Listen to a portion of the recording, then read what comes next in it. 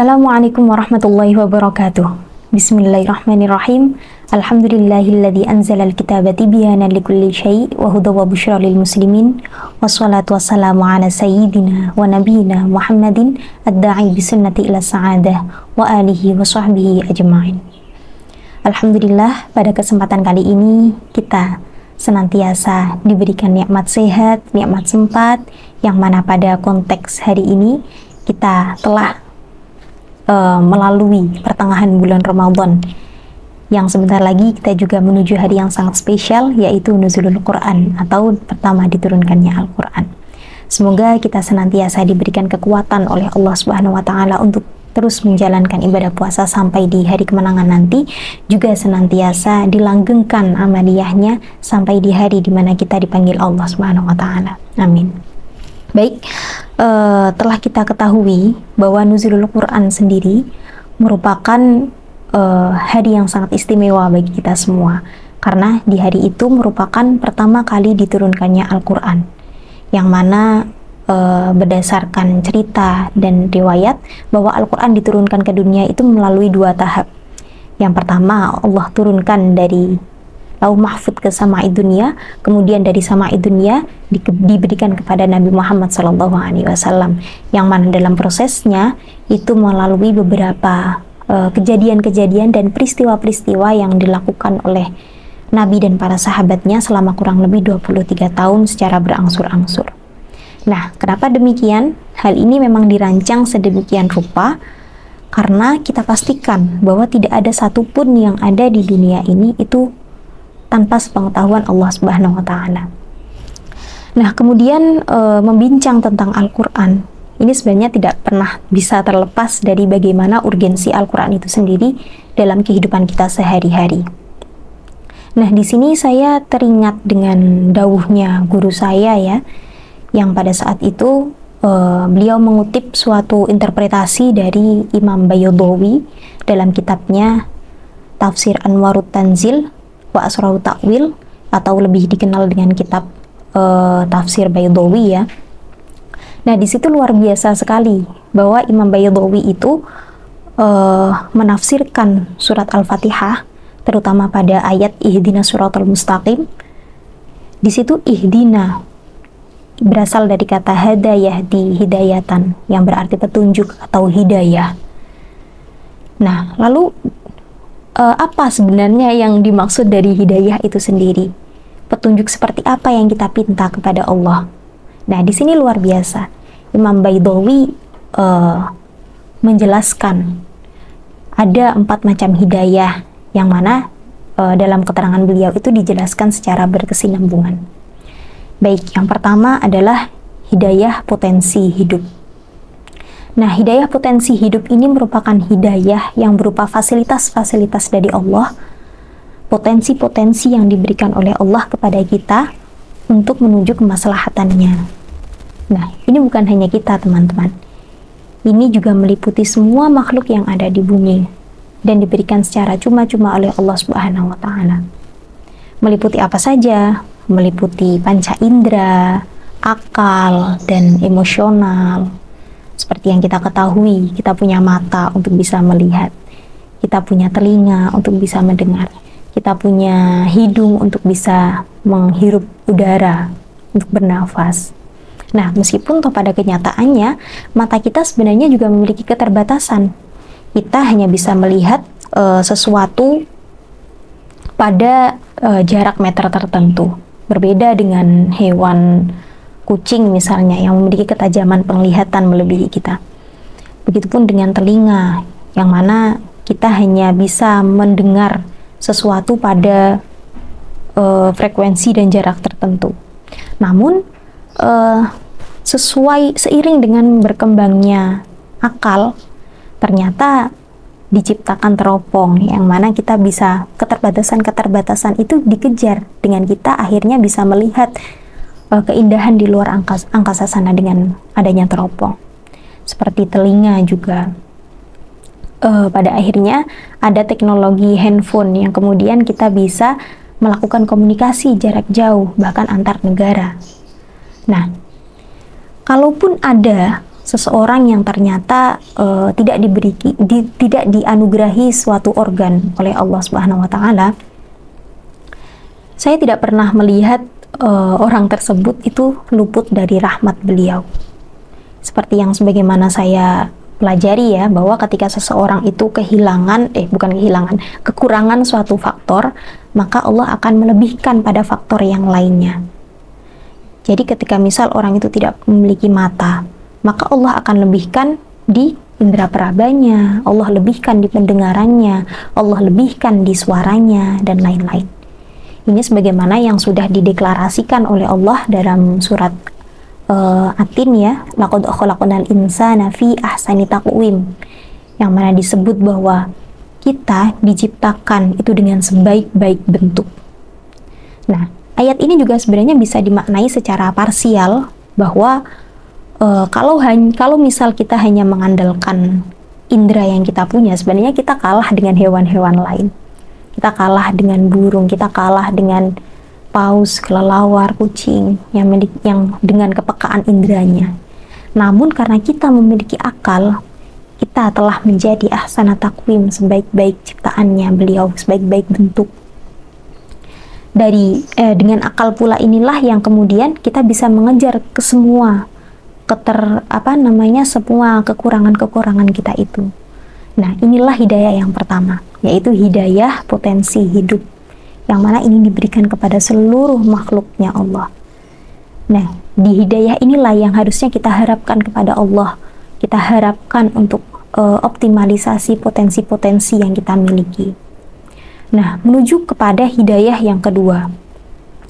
Ini berkaitan dengan potensi akal, yang mana untuk berpikir ya.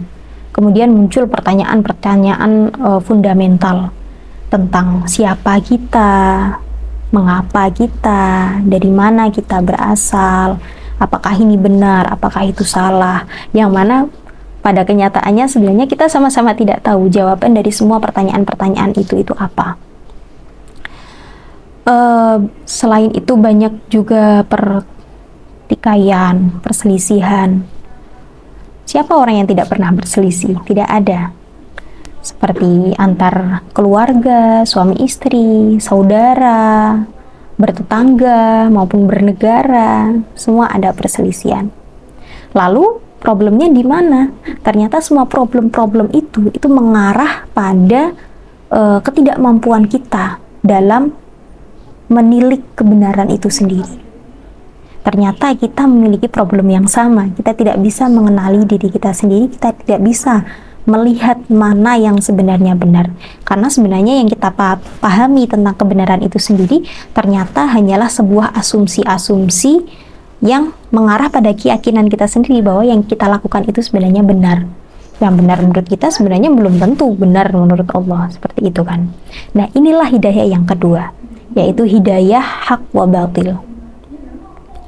Contoh lagi yang ada di sekitar kita, dengan maraknya media massa, dengan banyaknya berita dan propaganda, kita ketahui bahwa sekarang media mana yang benar-benar bisa kita percaya ya. Saya jadi teringat yang pernah dikatakan Gus Dur kalau tidak salah. Dia pernah mengatakan bahwa yang bisa dipercaya dari televisi itu hanya suara azan ya. Itu sangat menarik sekali. Karena memang di dewasa ini, bahkan berita-berita yang kita peroleh, berita-berita yang kita ketahui sendiri itu pun sebenarnya juga sudah banyak yang ditumpangi oleh kepentingan-kepentingan pribadi, kepentingan politik, kepentingan kapitalisme, dan lain-lain. Lalu kalau sudah seperti itu, siapa yang bisa kita percaya? Kita sendiri tidak bisa mengetahui mana yang benar dan salah, di luar sana apalagi. Tidak bisa kita menyaring mana yang benar dan salah. Maka disinilah letak hidayah yang kedua, yaitu hidayah hak wa batil, yang mana kita mohonkan kepada Allah, kita senantiasa pintakan kepada Allah untuk terus diarahkan, ditunjukkan kepada jalan yang memang itu benar menurut Allah. Nah, kemudian pertanyaan-pertanyaan dan proses menuju kebenaran itu sendiri, itu kemudian mengantarkan kita pada hidayah yang ketiga, yaitu hidayah risalah. Di sini Allah Subhanahu wa Ta'ala telah mengutus nabi-nabinya dan rasul-rasulnya untuk menunjukkan manusia kepada jalan-jalan yang memang dikehendaki Allah Subhanahu wa Ta'ala. Nah, kalau nabi-nabi terdahulu itu diutus oleh Allah sesuai dengan konteks-konteks pada masanya. Begitu pula dengan nabi kita Muhammad sallallahu alaihi wasallam yang diutus oleh Allah bahkan luar biasa pada konteks yang lebih luas sampai akhir zaman. Nah, disinilah bisa kita pahami bahwa urgensi Al-Quran ini sebenarnya sangat berperan penting dalam kehidupan kita sehari-hari. Nah, karena apa? Rasulullah tidak mungkin menyuarakan kembali firman-firman Allah. Rasulullah tidak mungkin mensabdakan kembali dawuh-dawuhnya itu. Karena beliau juga manusia. Nah, maka dari itu, di sini Al-Quran secara fisik menjadi sebuah dokumentasi dari apa yang sudah diwahyukan oleh Allah Subhanahu wa Ta'ala kepada Nabi Muhammad. Juga hadis itu sebagai dokumentasi dari sabda-sabda Nabi atas apa yang beliau jelaskan terhadap Al-Quran itu sendiri. Nah, saking sakralnya Al-Quran ini sendiri, perlu ada teknik-teknik verifikatif yang diharuskan terhadap keilmuan Al-Qur'annya. Jadi tidak bisa sembarangan. Ini berfungsi untuk memastikan bahwa Al-Qur'an yang kita terima saat ini memang benar-benar Al-Qur'an yang sama dengan apa yang sudah diterimakan kepada Rasulullah SAW. Jadi tidak ada Al-Qur'an edisi ke-1, edisi kedua, atau edisi ketiga seperti itu. Begitu pula dengan hadis yang sama juga harus memiliki teknik-teknik verifikatif untuk memastikan bahwa hadisnya ini memang benar-benar sahih dan layak untuk kita gunakan seperti itu. Kalaupun pada akhirnya kita menemui ada beberapa penafsiran yang berbeda ya, sebenarnya itu juga hal yang lumrah sebenarnya. Itu pun kita juga tidak bisa melegalkan bahwa ini salah, itu salah gitu. Soalnya secara teknis juga para mufasir ini beliau harus memenuhi kualifikasi beberapa disiplin ilmu yang memang itu menjadikannya layak untuk menjadi seorang mufasir, yang mana penjelasannya bisa kita terima sampai saat ini, sehingga bisa dipastikan bahwa seorang mufasir itu memang benar-benar kredibel. Apa yang kita pahami dari guru-guru kita itu memang benar-benar kredibel dan bersanad sampai ke Rasulullah SAW. Nah, bahkan Al-Quran sendiri itu rahmatnya itu ya sampai bisa diekstrak pada beberapa bidang ilmu. Al-Quran diekstrak menjadi ilmu tauhid yang mana kemudian mengenalkan kita kepada siapa Tuhan kita, mengenalkan kita tentang akidah kita.